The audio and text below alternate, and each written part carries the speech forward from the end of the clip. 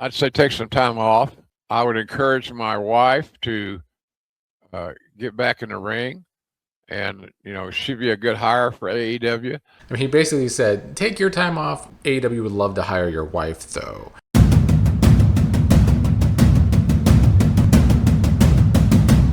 Welcome back to OCG TV, and welcome to the Pro Wrestling Diagnosis, as I am going to go over some of the more interesting stories over the past week in the world of pro wrestling, as well as some of my opinions on other shows that I did not review last week in the world of pro wrestling.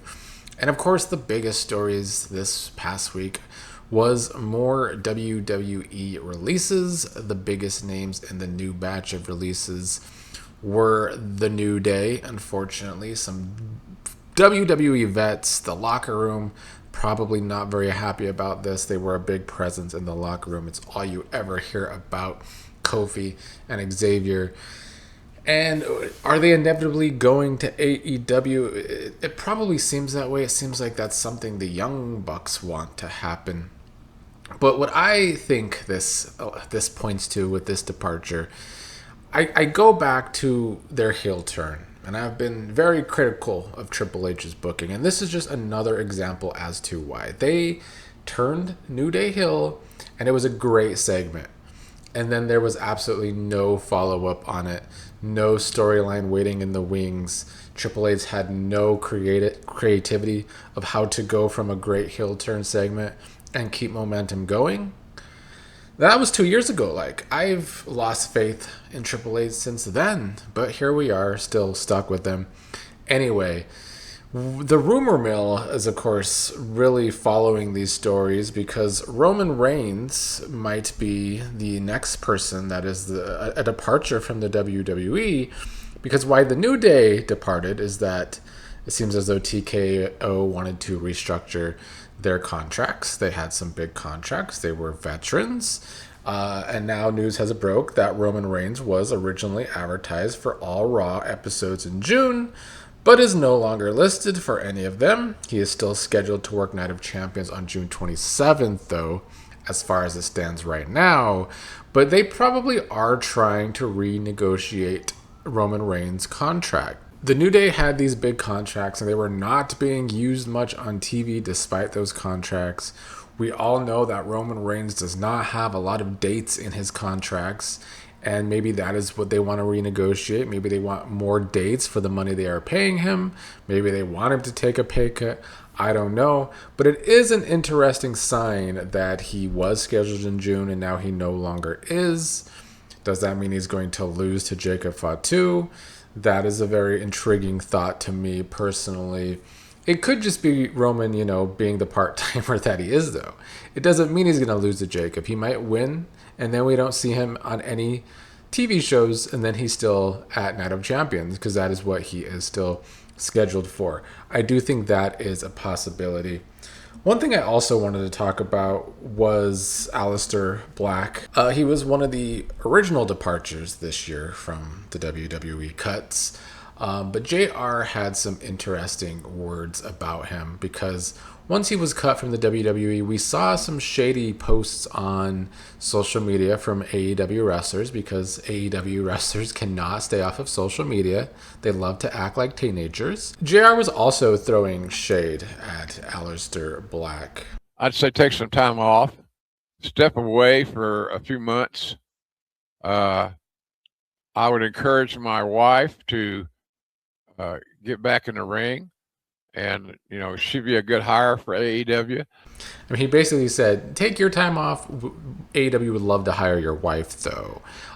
Clearly, he left on some bad terms with AEW. JR did break down more of why he thought that Malachi Black did not work in AEW. Why don't you think Alistair Black worked out better in AEW? It looks like a cool presentation, but I don't think he wanted to, Conrad.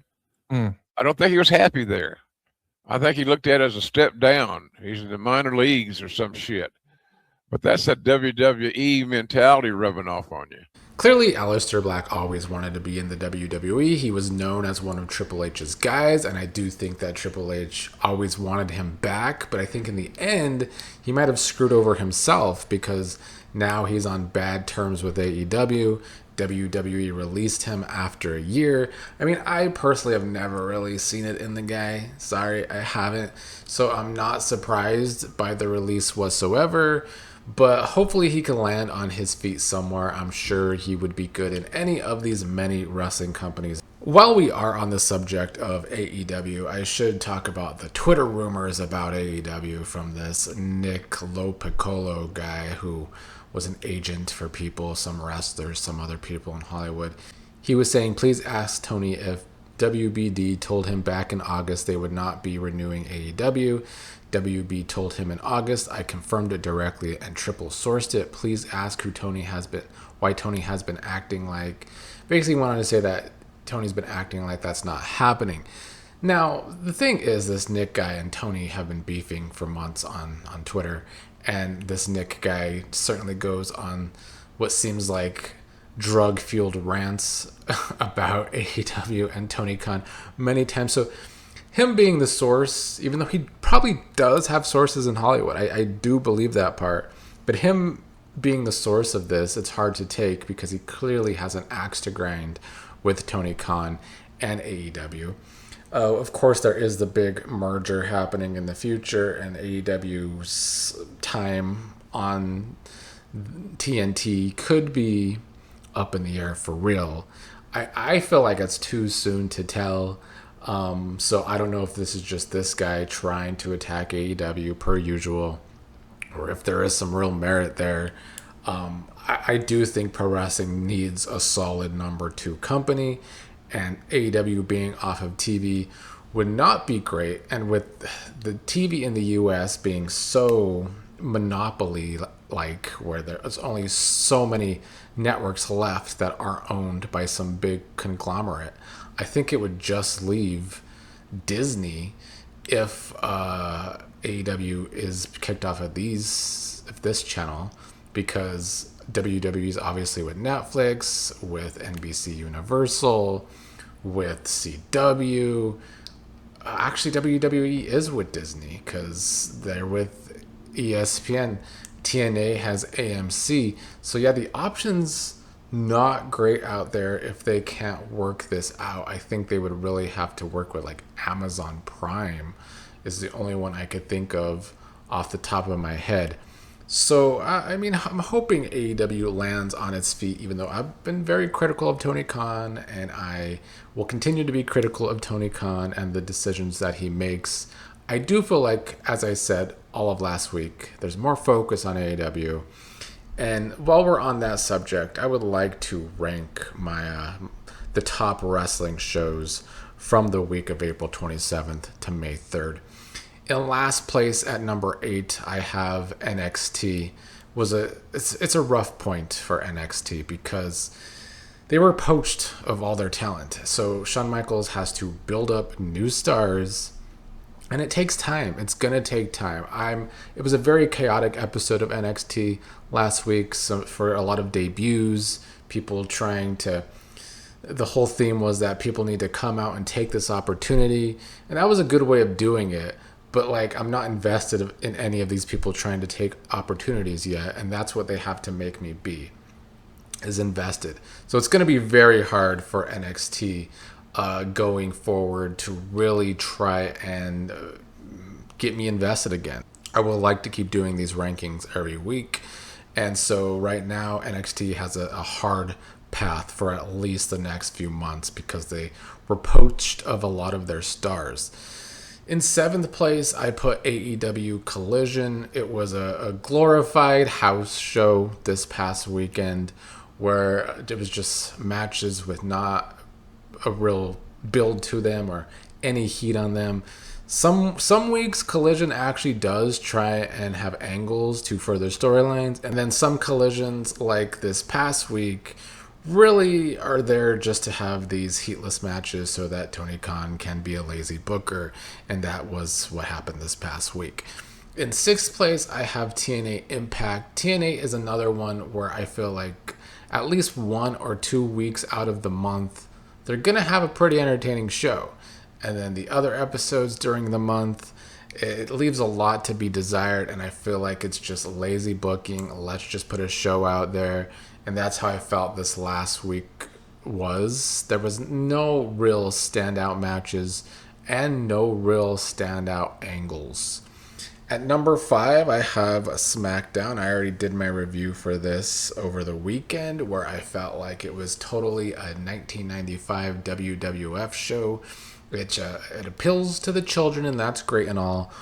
But, like, why are we trying to make SmackDown like an even worse version of Saturday Night Live? That is definitely what it is coming across as. Let's do a bunch of not so good comedy all night and call it a show. Didn't work for me. At number 4, I put JCW Lunacy, Juggalo Championship Wrestling. It's the show that Vince Russo is currently booking, and it is the only wrestling show out there that will actually give you week-to-week storytelling for like pretty much everyone on the card, and I will always respect that. I know Vince Russo has his haters, and a lot of these shows are very Attitude Era-esque where they can be a little too chaotic even for me. But honestly, Big Vito in JCW has been the most entertaining person in all of pro wrestling out there in 2026 to me. He cracks me up at least once every week, if not multiple times every week. He's a great entertaining heel down in JCW right now.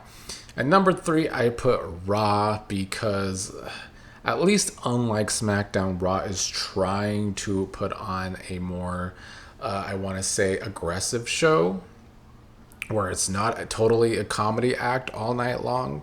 I also enjoyed the ending with Roman Reigns and Jacob Fatu, with Jacob really getting the best of Roman. They continue to build up Jacob very well. At number 2, I put Lucha Libre AAA. I don't know how big Undertaker is involved with the booking, but he supposedly has a big part of creative in AAA. And they are put on some entertaining matches and segments down in AAA. I love the match between Vikingo and Mini Vikingo this past week, even though I think Vikingo ended up injured in the end, so that's not good. But I love the story that match told, with the super underdog ending up getting the victory, despite Vikingo being a really, rough house heel during that match. That match alone was one of the better matches in all of wrestling over this past week. And I wasn't watching a lot of AAA until very recently, and I'm glad I started doing so. And at number 1, like I talked about last week, AEW Dynamite was the best show last week. And I can be a very big Tony Khan critic, but they put on 2 good matches that bookended the show. And I like what they're doing with Darby Allin as champion, being the fighting champion. I like his never give up gimmick that they're doing. Of course, he's still feuding with MJF, which is working. They're building Kevin Knight very quickly, making him involved not only as the new TNT champion, but involved in the main event scene. They're doing a good job focusing on their main people right now, and I hope they are able to keep that focus and not get too away from it like they have done in the past. Let's get back to some stories. One of the other stories that broke over the past week was that WWE is using a lot of AI. And another reason why I put NXT as the worst show in my rankings was their terrible AI slop video of Sol Ruka and Zarya. That was terrible. I don't know if AI is writing WWE at all. But, Mark Shapiro talked about, using AI for storylines, and they're going to continue to do it. Right now, it's not like people are going like, oh, the Cody Rhodes, Randy Orton story must have been all botched up by AI. It's like whatever stories are there, they're going to tweak it. If they use them, they're going to tweak it to make them viable in their minds. The thing for me is that obviously they are using AI in some capacity, because we saw that Zarya and Solruka video. And if there's anything in entertainment where it is stupid to use AI, it is in pro wrestling, where you have to connect with the individual and they have to go out there and wrestle each other. It's just crazy to me that pro wrestling wants to use AI visually. But all these big companies think it's the bee's knees, I guess. But it wouldn't surprise me if it is also involved in their writing. And if it is, right now AI thinks that it's 1995, and that's why SmackDown is being booked the way it is. Eric Bischoff commented on why he thinks Triple H is going to be keeping his job with TKO. We've all speculated that maybe Triple H should be ousted as head booker. But Bischoff went on to say that it's probably because TKO doesn't know what the hell to do with pro wrestling, and they still need someone involved that does. I've known so many people from outside of wrestling who have excelled in the movie business, in the television business, in front of the camera, behind the camera, writers, directors. But all of them, once they're exposed a little bit to wrestling, all kind of arrive to the conclusion that this is a very unique product. It's not as easy as it looks. And I agree with Bischoff here. I mean, they obviously are going to need someone that actually gets pro wrestling. I still don't know if that person is Triple H, as I've already talked about in this very video. Just going back to the example of New Day turning heel and then there's no follow-up, I don't think Triple H is a creative genius at all. I don't know if there's any creativity deep in him, actually. I think he gets wrestling angles, though. But have we already seen the best of his wrestling angles? I think so. Something else Bischoff commented on that I've talked about over this past week is Danhausen, and how, even though I understand him, I think that the shtick gets old, but it's still working, and I can't dispute that. I don't get it. I can't relate. Well, it's not for me. It is for a seriously large segment of the WWE universe, but it's not for me. And guess what? That's exciting. That's why you have people around you who can make really, really good high-risk decisions. Although I will still say my problem with Danhausen is not actually Danhausen. I mean, his character speaks for itself. It is what it is. My problem last week on SmackDown was that we already had all these goofy Danhausen segments, some very stupid. But then not only do we have the Danhausen segments, but then we have to have Sami Zayn murdering a gingerbread man costume to go along with the Danhausen segments we already had. And that's why I say it does come off like a bad sketch comedy show rather than a pro wrestling show. Sometimes the comedy in pro wrestling lands, sometimes it's very lame and cringe. So when they're doing too much of it, that's when it comes off as cringe, as SmackDown came off to me. A couple more topics. Let's talk about some of the main event scenes in both AEW and WWE. Dave Meltzer gave his take on his thoughts on Darby Allin's title reign in AEW, where a lot of us had doubts that they should take the title off of MJF and put it on Darby. And if Darby should be the guy that goes into the big Wembley show as champion or not. I just thought, like, the timing's wrong. He's not hot. You don't put the belt on a guy who's not hot. But I will say, like, they did it the best way they could. The match, I thought that, that match, it was a unique match, the quick match and everything. But when he comes out now, I do feel like you kind of get behind him. And with his promos and everything, his promos have been better than I expected. And it's almost like when I watch them, I almost go like, man, I don't know if I really want him to lose in a month. And that's kind of how I've been feeling. I don't like agreeing with Dave, but I'm going to agree with him, because when I first saw the match between Darby and MJF, I'm like, they're actually going to do it. Darby's going to win the title. He did. People were concerned that it was going to be a drop in ratings because MJF was kind of building up the ratings for AEW, and that is what happened. The ratings have dropped, although they are going up against NBA and NHL playoffs now, and maybe that's why MJF wanted to be okay with dropping the title, so he's not responsible for the ratings drop.